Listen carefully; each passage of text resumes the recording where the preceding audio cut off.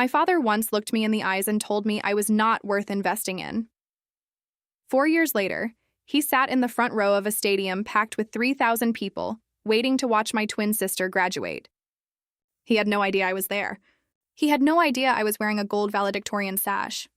And he certainly had no idea that when the university president announced the commencement speaker, he would hear my name, Frances Townsend.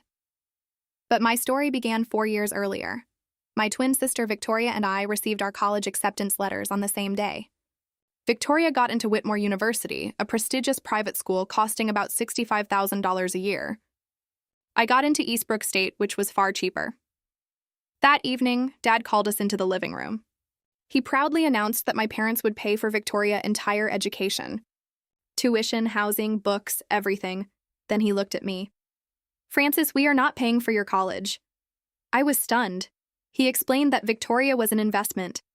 She had leadership potential, connections, and a promising future. Then came the words that stayed with me. "You are smart, Frances, but you are not special. There is no return on investment with you." My mother looked away. That night, I did not cry. I opened my cracked laptop and searched for scholarships. I had only $2,300 saved. 4 years of college would cost nearly $100,000. My parents would contribute nothing, so I made a plan. I rented a tiny room, worked mornings at a campus cafe, cleaned buildings on weekends, and studied whenever I could. I slept only a few hours most nights. Thanksgiving was especially painful. I called home and heard my family laughing without me. Later, I saw a photograph online of my parents and Victoria sitting around the dinner table. 3 people, 3 plates, no place for me. That night, I stopped waiting for my family to choose me. Then my economics professor, Dr. Margaret Smith, noticed something my parents never had. She read one of my papers and told me I had extraordinary potential. When she learned about my situation, she introduced me to the Whitfield Scholarship, a national program that gave full tuition and living support to only 20 students each year. I applied.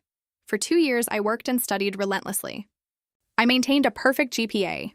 I missed parties, holidays, and normal college life. Once, I even fainted at work from exhaustion, but I kept going. Eventually, I became one of 50 finalists for the scholarship. The final interview was in New York. I could not afford a flight, so my friend Rebecca helped me take an overnight bus.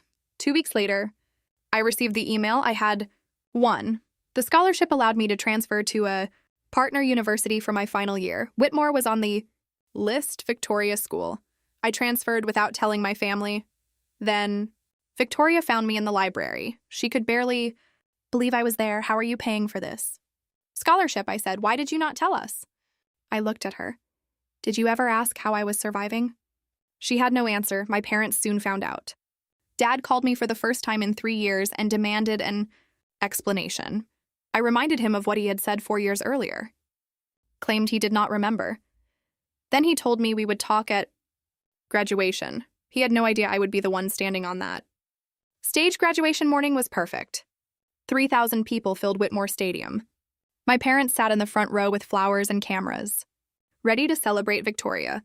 Then the university president stepped to the podium. "It is my honor to introduce this year's valedictorian in Whitfield, Scholar Frances Townsend." I stood. My father's camera froze. My mother's bouquet slipped from her hands. Victoria stared at me in shock, walked to the podium, and looked directly at my family. 4 years ago, I was told I was not worth the investment. The stadium became silent. I told the graduates about working before sunrise, studying late at night, eating cheap meals, and building a future without financial support. I never insulted my parents. I simply told the truth. Then I said, "To anyone who has ever been told you are not enough, you are enough. You always have been." 3,000 people stood and applauded. My parents did not move.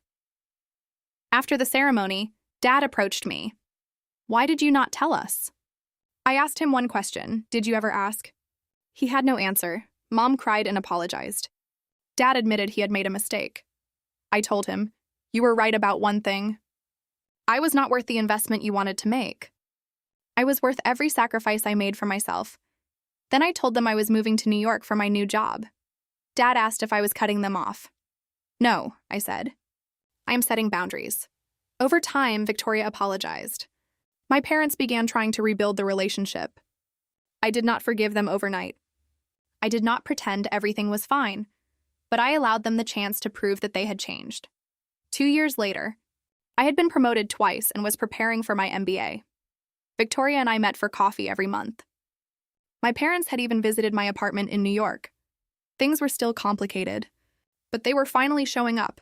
I also donated $10,000 anonymously to a scholarship fund for students whose families could not support them. Someone had changed my life. Now I wanted to change someone else's.